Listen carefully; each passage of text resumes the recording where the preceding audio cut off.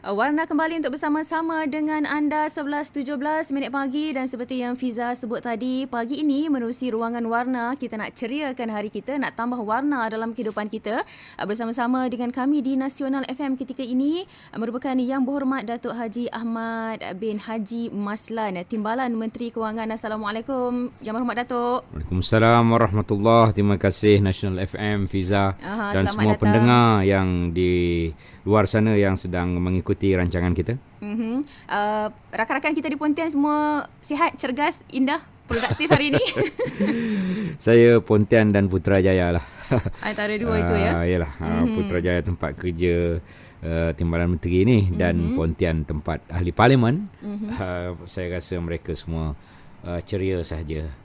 Dapat duit BRIM pun dan dapat duit sekolah anak. Alhamdulillah kan, itu sedikit sebanyak meringankan beban rakan-rakan kita ataupun ibu bapa di sana. Baik, sebenarnya Datuk ke sini untuk bersama-sama berkongsi dengan kita ataupun kita nak dapatkan penjelasan dengan lebih orang kata cerah lagi lah kan, jelas apa yang telah pun diumumkan oleh Yang Amat Berhormat Perdana Menteri semalam.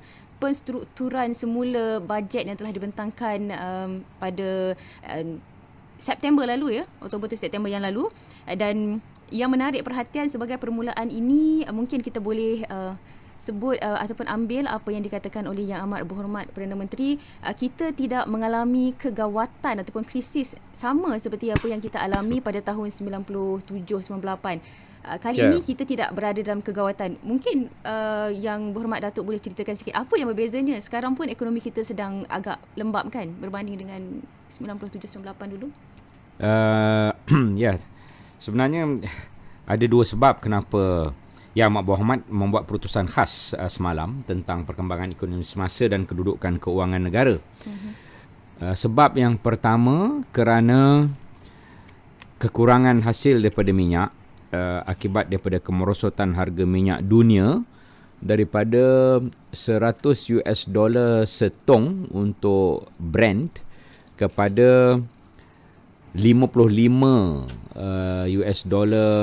setong unjuran kita yang telah kita perbaharui, $55 setong. Dengan lain perkataan, hampir 50% kemerosotan hasil minyak dalam negara kita, begitu juga di seluruh dunia. Ini adalah suatu perkara yang di luar kehendak kita. Ia bukan diurus oleh kita tetapi oleh OPEC dan negara besar pengeluar minyak yang tidak mengurangkan hasil minyak mereka dan membiarkan harga minyak terus turun ya. Pada ketika yang sama, rakyat suka harga minyak turun ni. Ya, betul. Tetapi kerajaan berkerut sikitlah dahi sebab kita kekurangan hasil. Itu sebab pertama kenapa perutusan semalam. Sebab kedua, kerana satu lagi bukan sebab kita, banjir besar. Ini semua adalah takdir Allah kepada kita. Negara-negeri kita menerima banjir. Saya sendiri, Fiza, pergi ke 23 kawasan parlimen yang terlibat banjir. 10 kawasan itu di Kelantan, kemudian saya pergi ke Terengganu, pergi ke Pahang, pergi ke Perak. Besok saya pergi ke Sarawak. Walaupun saya bukanlah menjaga banjir, tetapi selaku Kementerian Kewangan yang meluluskan peruntukan banjir ini, saya sendiri kena hands on dan melihat dan membantu rakyat. Itu dua sebab kenapa kita melakukan perutusan khas malam yang disampaikan oleh Perdana Menteri. Negara kita tidak gawat, Fiza ya. Kalau gawat ini, orang diberhenti kerja. Katalah tiba-tiba ratusan ribu rakyat Malaysia diberhentikan kerja oleh segala kilang-kilang. Itu gawat. Itu salah satu tandanya ya. Kalau inflasi daripada 3% tiba-tiba jadi 8%, 10%, itu gawat. Itu tanda. Tapi perkara itu tidak berlaku di negara kita. Inflasi masih lagi terkawal pada lingkungan 3%, kadar pengangguran masih lagi terkawal 2.8%, dan ekonomi kita mantap, masih mantap. Cuma semalam ya, Fiza, kita kurangkan sedikit pertumbuhan ekonomi. Daripada 5 ke 6% turun 0.5%, setengah aja pun. Iaitu 4.5 kepada 5.5. 5 bilion. Jadi 5 kepada 6 turun 0.5% sahaja ya. 4.5 pada 5.5. Jadi jangan risau. Saya sendiri tidak risau, Perdana Menteri tidak risau, Datuk Seri Husni Menteri Kewangan 2 tidak risau, Gubernur Bank Negara semalam pun ada, ya, Ketua Susun Pemendaraan ada. Kami tahu apa yang berlaku dan kami tahu kita masih under control. Kita masih menguasai keadaan. Tapi secara keseluruhannya tidakkah apabila kita mengurangkan bajet pengurusan ini, ia akan merencatkan sedikit kelancaran ataupun pergerakan ekonomi tu, Datuk? Yang kita kurangkan cuma 5.5 bilion. 5.5 bilion daripada perbelanjaan mengurus. Keseluruhan bajet kita 273.9 bilion. 5.5 bilion ini cuma pengurangan 2% saja. Bukan 20%, bukan 12%. Cuba kita bahagi 5.5 bahagi 273.9. 2% saja pengurangan perbelanjaan. Dan kita juga tidak mengurangkan perbelanjaan pembangunan. Pembangunan 48.5 bilion tu, semua angka dalam kepala Fiza. 48.5 bilion itu masih diteruskan. Pembangunan jalan, jambatan, Lebuh Raya, Pen Borneo, Sarawak, Sabah ni, ya, kemudian bekalan air, elektrik yang masih belum ada, rumah-rumah rakyat. Ini kita sekolah, kita teruskan perkara-perkara itu, ya. Tidak ada satu sen pun dipotong daripada apa yang telah diperuntukkan kepada pembelanjaan tersebut, ya. Daripada pembangunan tidak dipotong. Pengurusan je yang kita potong. Ya. Dan potong pun sikit aja. Jadi maknanya secara keseluruhannya tidaklah memberi impak yang begitu besar kepada ekonomi Malaysia secara keseluruhan lah. Tidak. 5.5 bilion itu dikongsi dengan 25 kementerian, ya. Bukan satu kementerian potong 5.5. 25 kementerian kita ada ni. 5.5 seorang sikit lah. Ya, saya. Jadi tidak sangatlah. Katalah nak beli kerusi baru ni kan, tak perlulah kerusi masih okey. Yalah, kan kita cuci mana ada lah, kan, Datuk? Gitulah. Baik, semalam juga yang amat berhormat Perdana Menteri telah menggariskan 3 strategi, ya, bagi merombat semula ataupun menstruktur semula bajet yang telah dibentangkan 2015 yang dibentangkan sebelum ini. Antaranya memastikan pertumbuhan ekonomi kita untuk terus mapan, meneruskan reformasi fiskal, dan yang ketiga menyediakan bantuan kepada rakyat. Ini yang sebenarnya memberi ataupun menyediakan bantuan kepada rakyat ini yang menarik perhatian. Dan saya juga melihat beberapa bajet baru juga ataupun peruntukan baru yang diluluskan untuk membantu rakan-rakan kita yang terjejas banjir. Mungkin Yang Berhormat Datuk boleh komen sedikit mengenai perkara ini? Ya, banjir ni ada beberapa bantuan. Antara bantuannya ialah kita memberi 500 juta permulaan untuk kerja-kerja baik pulih, program kebajikan mangsa banjir, tambahan kepada tabung Majlis Keselamatan Negara. Itu. Kemudian kita juga bagi 800 juta untuk membaiki dan membina semula yang rosak ni, ya. Sekolah rosak, hospital rosak, jalan raya, jambatan, surau, masjid, klinik. Memanglah rosak tu, ya. Kemudian ada lagi, ini memang dah ada dalam bajet 2015, bukan peruntukan tambahan. 893 juta untuk tebatan banjir. Ini pasal sungai, melurus sungai, mendalam sungai, longkang besar, parit dan sebagainya ni. Kemudian kita nak membina rumah kampung, ada 2 jenis, satu yang bertiang, satu lagi tidak bertiang. Kepada mereka yang musnah rumahnya, sekarang ni duduk dekat PLKN, duduk dekat sekolah, duduk di kemah, ya. Kita nak buat rumah untuk mereka tu. Kemudian 1000 unit rumah kos rendah. Rumah ni saya tahu dah, rumah kat Gua Musang ni, tapi belum diisi.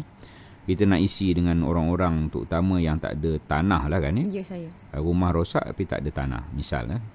Kemudian satu lagi yang meninggal dunia kita bagi 5,000. Yang banyaknya semua yang berpindah, sama ada berpindah ke pusat perpindahan ataupun berpindah di rumah saudara mara, dapat RM500 satu keluarga. Bukan satu mangsa. Kalau satu mangsa 400,000 mangsa. Orang besar, orang kecil. Tidak, kita bagi satu keluarga RM500. Untuk beli tilam, beli bantal, beli dapur, beli perkara yang penting-penting lah dulu ya, untuk mereka beli. Jadi itulah, ada lagi Fiza. Banyak lagi ya. Banyak lagi. Contoh macam amanah ikhtiar, kita tambah lagi RM100 juta. Tekun kita tambah RM100 juta. Pinjaman ni, kawasan yang banjir ni. Kenapa? Sebab ada perniagaan mereka yang rosak, gerai mereka rosak ya. Tapi mereka nak teruskan berniaga. Lepas itu ada mesin menguli tepung, misal lah, dia buat roti misalnya kan, tapi rosak, amanah ikhtiar. Jadi kita kena tambahlah pinjaman tu. Kemudian siapa-siapa yang dah pinjam tu kita delay kan, ataupun kita tangguhkan pembayaran balik dia 6 bulan. Dia tak perlu bayar sekarang. Pinjaman itu 6 bulan nanti kita start balik. Baru perlu dimulakan bayaran lagi. Mulakan bayaran semula. Itulah antara perkara yang kita bagi bantuan banjir ni. Ramai rakyat yang kena ni. Dan kita harap sikit sebanyak bantuan kerajaan ni boleh membantu. Mereka ni dapat 4-5 bantuan, Fiza. Ya, saya. Pertama yang mereka dapat yang RM500. Kedua, mereka dapat di pusat-pusat pemindahan. Beras, segala benda-benda lah.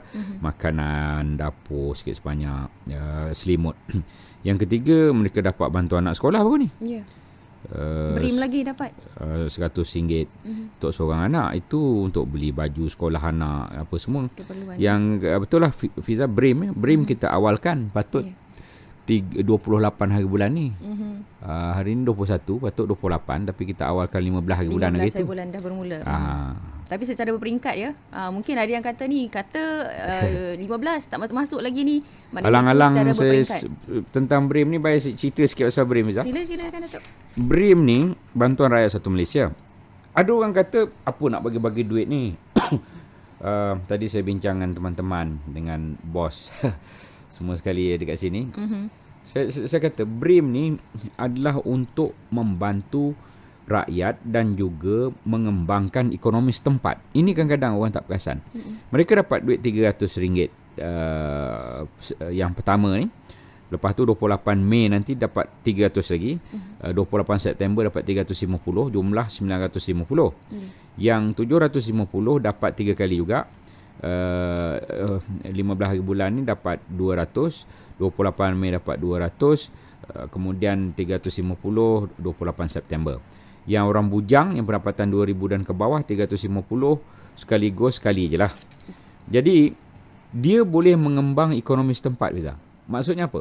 Kedai runcit daripada Perlis sampai ke Sabah laku. Ya. Pasar tani, pasar malam, pasar lambak. Pasar apa lagi ada?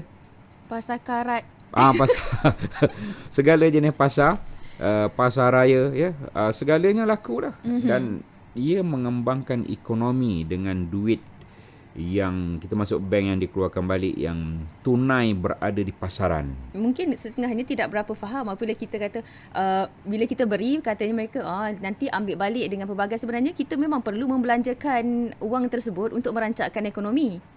Ambil balik ni yang berkenaan je ya? Yang tak berkenaan tak ambil balik.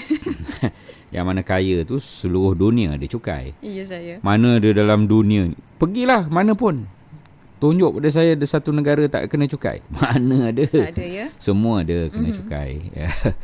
Okey, jadi 5.3 bilion ringgit akan kita belanjakan tahun ini. Dan jumlah penerima BRIM ni 7.1 juta rakyat Malaysia, Fiza. Ramai tu. Ya. Penduduk kita 28 juta. Lepas tu penduduk asing yang ada kat dalam negara kita ni 2 juta. Jadi 30 juta penduduk kita ni. Tapi 7 juta dapat BRIM. 7 juta tu yang menerima selaku keluarga itu sekumpulan. Ya. Isi rumah ni sekumpulan. Lepas itu yang orang bujang tu sekumpulan. Jadi kumpulan-kumpulan itu ada lagi tanggungan-tanggungan. Yeah. Jadi yang dapat faedah pada BRIM ni banyak. Katalah 7 juta tu kita kali 4. Untuk satu keluarga ya. Dah banyak sangat dah. katalah kali 2 lah agaknya. Separuh rakyat Malaysia ni dia boleh merasa manfaat BRIM lah. Hampir separuh lah. Maknanya tidak dapat dinafikan lah. Pemberian itu mungkin bagi sesetengah orang mengaitkan kenapa kita perlu nak bagi ikan. Lebih baik kita bagi pancing supaya mereka boleh ni. Tetapi kita juga Pancing harus kita faham. bagi juga. Ya, kerana ramai yang tak perasan pancing tu, Datuk. Kerana Pancingnya tu sekolah tadika percoma. Pancing tu. Sekolah kebangsaan percoma. Pancing. Sekolah menengah percoma. Pancing. Sekolah IPTA 90% percoma. Pancing. 10% lagi PT-PTN. ya. Lepas itu apa lagi? Institut Kemahiran Percoma. Pancing. Itu semua pancing. Segala geran dan juga yang dikeluarkan untuk masyarakat kita untuk memulakan perniagaan, semua itu saya kira boleh dikatakan sebagai pancing untuk mereka. Pancing ni jangan silap faham pula, bukan pancing undi. Pula kan sebenarnya satu mekanisme yang kita gerakkan untuk membantu. Pancing ini sebagaimana falsafah, berilah kamu ikan maka ia habis dimakan. Ajarlah dia mengail maka dia boleh makan ikan seumur hidupnya.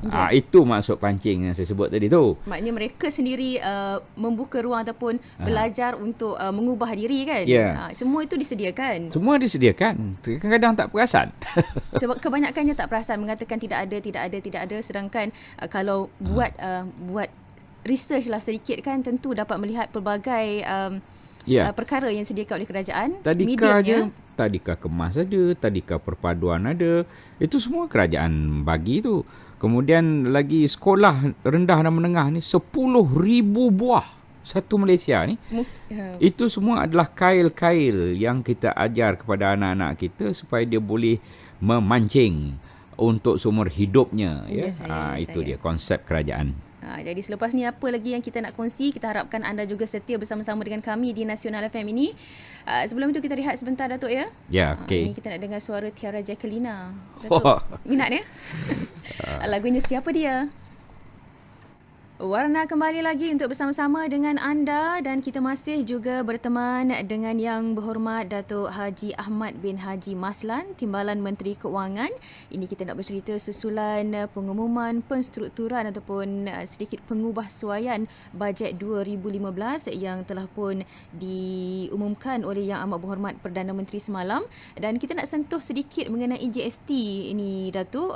Kita tahulah apabila pelaksanaan GST pada 1 April 2015 ini, ia sebenarnya dapat menambah pendapatan negara kita. Kalau sebelum ini kebergantungan kita lebih kepada pendapatan hasil daripada minyak. Jadi bila minyak harganya semakin kurang, pendapatan negara juga semakin berkurang hasil daripada itu. GST dikatakan dapat menampung perbelanjaan negara. Jadi masih tidak cukupkah untuk kita meneruskan apa yang telah disusun dalam bajet 2015 biarpun kita bakal melaksanakan GST pada 1 April ini?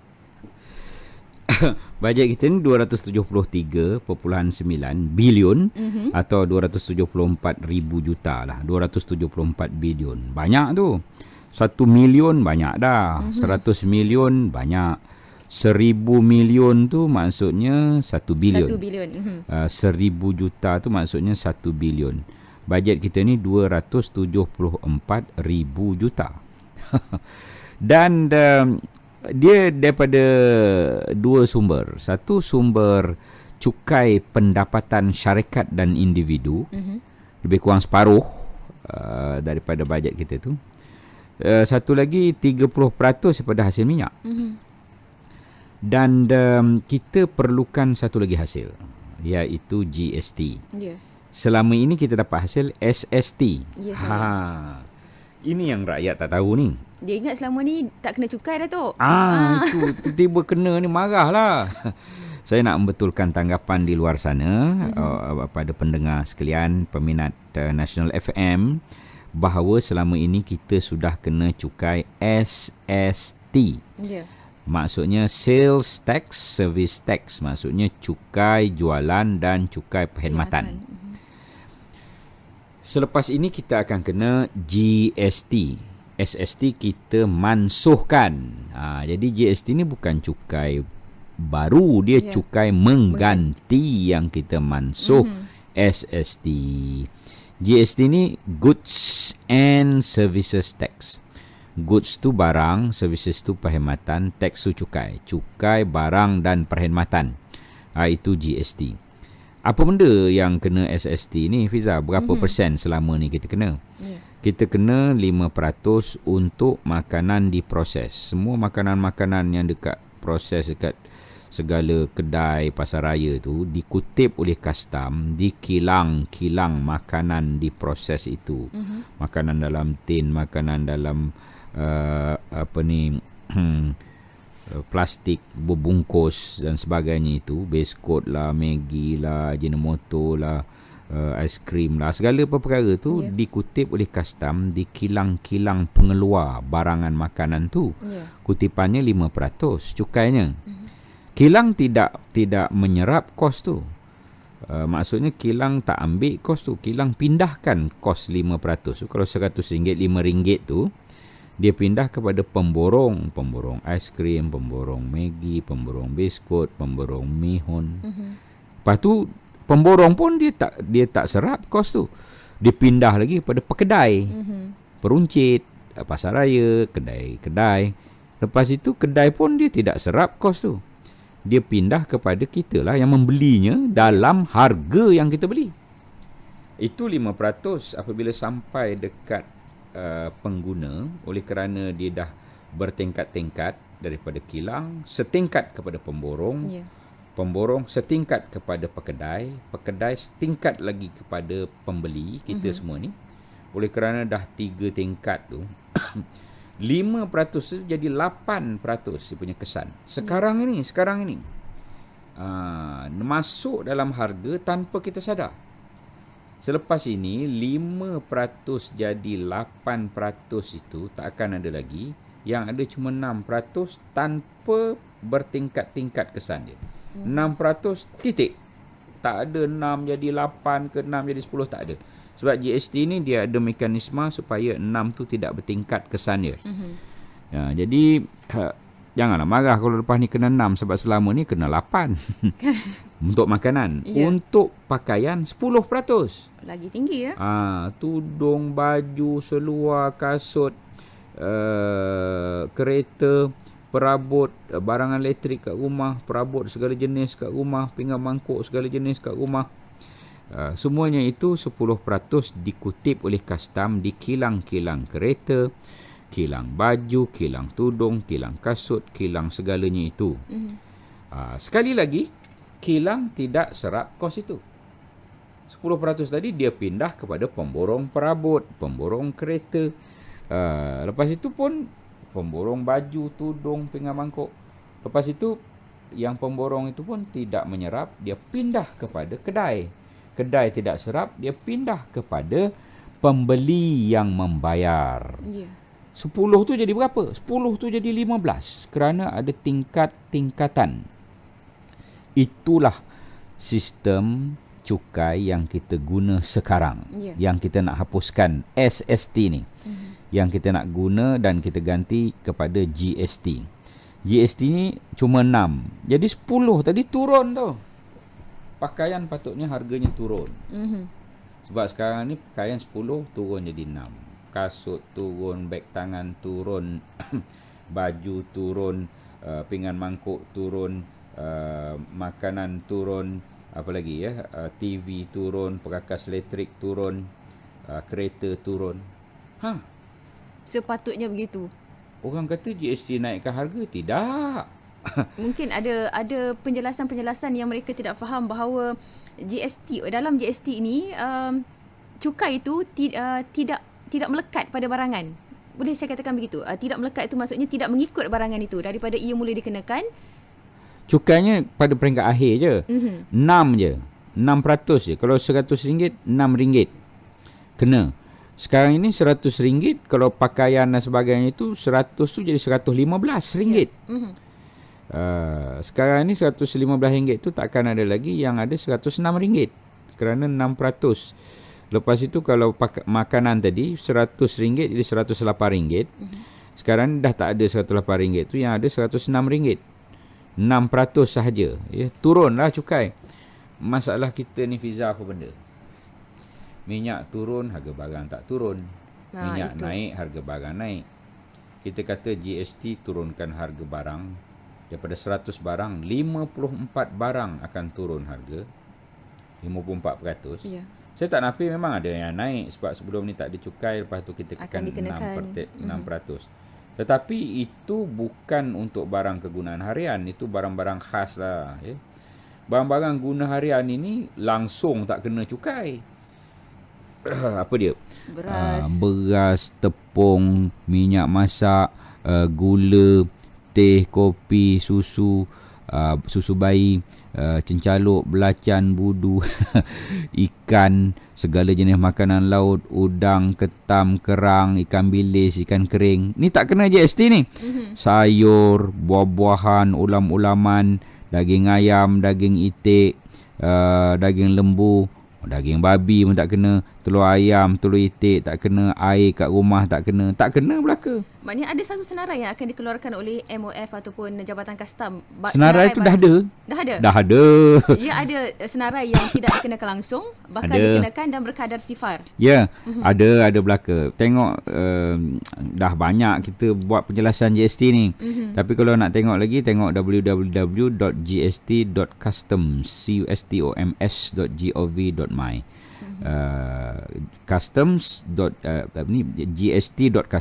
gst.customs. Tapi kalau ketua-ketua kampung tahu belaka dah. Takkan tak tahu lagi, dah berapa kali dengan ceramah. Penerangan-penerangan diberikan sama ada kita sekarang ni nak menerima ataupun nak menolak dalam hati tu kan. Walaupun kita beritahu bahawa sebenarnya GST ni tidak sepatutnya menaikkan harga itu sesuka hati. Ada pula yang kata pada saya, habis tu makcik yang jual nasi lemak tu tidak boleh dikenakan GST kerana semua barangan yang dia gunakan untuk menghasilkan nasi lemak itu tidak dikenakan GST, tetapi keperluan-keperluan dia yang lain kena GST katanya. Macam mana tu? Dia boleh serap sebahagian daripada kos-kos itu. Tidak perlu dia pindahkan segala kos-kosnya. Sebab saya dah sebut tadi, ada sebahagian daripada barang-barang yang diguna tu turun harga. Ya. Masalah kita ni ialah peniaga yang monopoli ni. Ini masalah kita. Saya harap kalau kedai Cina naik harga, pergi kedai Melayu. Kedai Melayu naik harga, pergi kedai India. Kedai India naik harga, pergi kedai Iban. Kedai Iban naik harga, pergi kedai Kadazan. Kedai Kadazan naik harga, patah balik kedai Cina. Jadi sebab ramai masyarakat di Malaysia ni berniaga, maka ia tidak dikontrol oleh satu-satu kaum, kartel dan sebagainya. Oleh itu kita boleh memilih. Kalau harga tak turun, ada dua kuasa yang boleh menurunkan. Yang pertama, kerajaan menggunakan akta kawalan harga dan anti pencatutan. Pencatutan ni anti keuntungan berlebihan. 25% ke bawah sahaja untung boleh diambil. Kalau lebih daripada 25%, jual barang untung terlalu lebih, dia boleh masuk lock up dan penjara. Boleh bawa ke mahkamah. Ini kena tahu ni. Ni peraturan Malaysia je ada ni untuk memastikan rakyat kita dijamin menjaga pengguna. Menjaga pengguna. Itu satu kuasa yang kita ada, kuasa kerajaan. Satu lagi ialah pengguna dan kita ni, pengguna tu kita lah. Ya. Yang mendengar ni pun semua pengguna, yang membeli tu semua pengguna. Kita ada dua kuasa, kuasa memilih dan kuasa memboikot. Ya. Kita pergilah pilih restoran yang murah untuk kita pergi makan. Dan kemudian kita boikot kalau barang itu mahal, sehinggalah barang itu terpaksa tertakluk pada hukum penawaran dan permintaan. Supply and demand, akhirnya mereka akan turunkan harga. Saya ingin mengingatkan peniaga, pemborong, peruncit, pengilang, pemilik syarikat berwaspada kepada kuasa yang ada pada pengguna ini. Jangan sampai mereka sewenang-wenang menaikkan dan akhirnya mereka yang akan kerugian kelak. Jangan ambil untung berlebihan. Bukan tak boleh untung, boleh, tapi jangan berlebihan. Ya, saya. Ini yang kita di bawah KPDNKK dan Kementerian Kewangan sentiasa memantau tentang hal ini.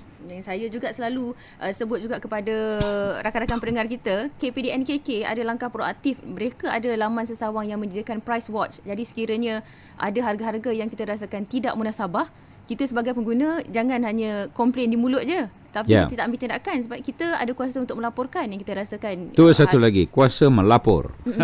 Kita boleh melaporkan. Baik. Tetapi Fiza kan, jangan berbelanja lebih pada pendapatan lah. Itu perkara penting lah untuk kita amalkan. Kita kalau tak boleh makan kat restoran, makan kat warung. Makan juga. Tak trend lah Datuk. Kalau tak makan kat warung, makan kat rumah lah. Kemudian baju ni, kenapa perlu 10 hari 10 baju yang berbeza? Kita pakai 5 hari baju yang sama, ya. Atau 2 hari berselang-seli lah dengan lain perkataan. Ya, saya. Kadang-kadang seluarnya warna lain, baju warna lain. Pandai lah mix ya, tudung warna lain. Padahal itu je kita kitarkan.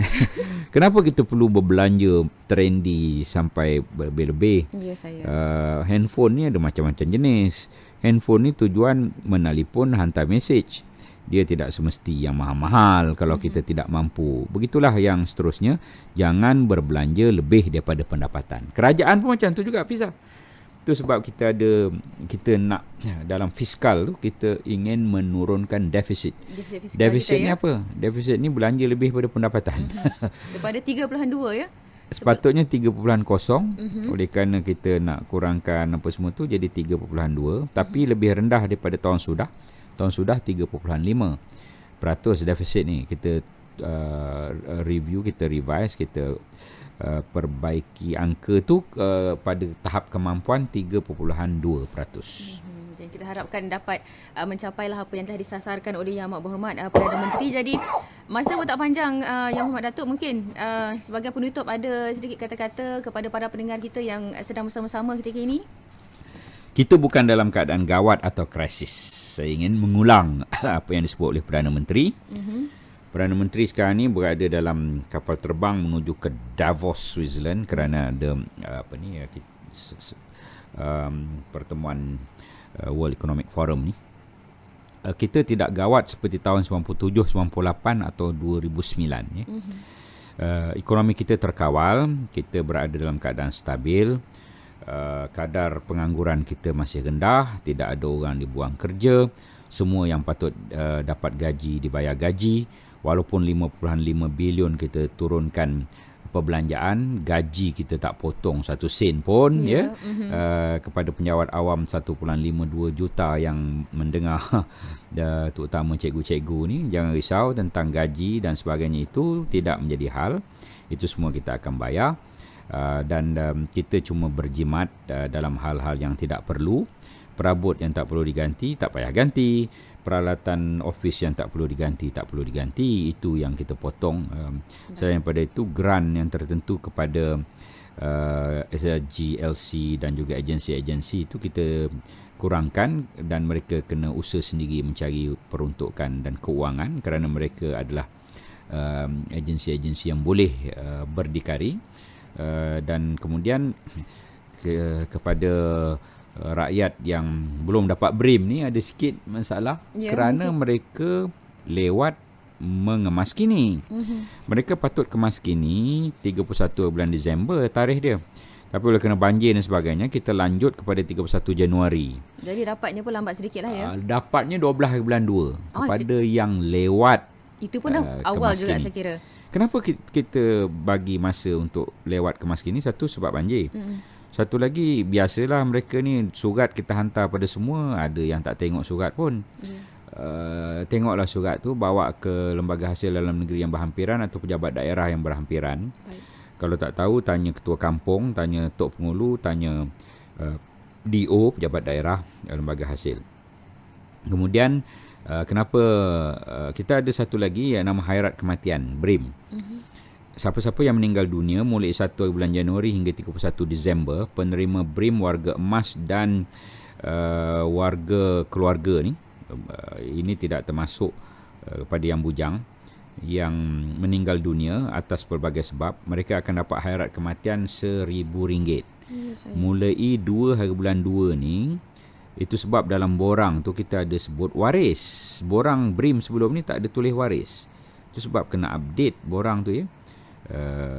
mereka boleh bawa surat mati dan kad pengenalan waris pergi ke lembaga hasil dalam pergi ke BSN, Bank Simpanan Nasional, untuk dapat RM1,000 dan baki BRIM kepada si mati.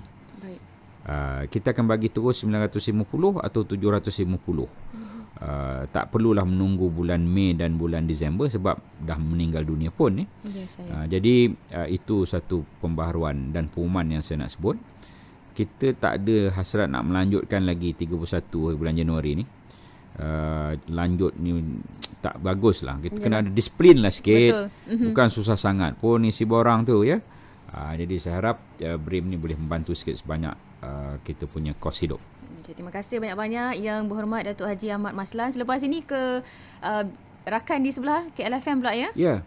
Untuk memberi penerangan lebih kurang kepada rakan-rakan warga kota kita yang mendengar di sana. Jadi terima kasih banyak atas masa yang diluangkan. Terima kasih Fiza, dan Nasional FM sentiasa di hati. InsyaAllah. Lepas ni boleh kita panggil lagi Datuk ya? Boleh sangat. Baik, terima kasih juga untuk anda yang setia bersama-sama dengan kami. Pukul 12.30 hari kita ada berita ringkas kembali nanti untuk berteman.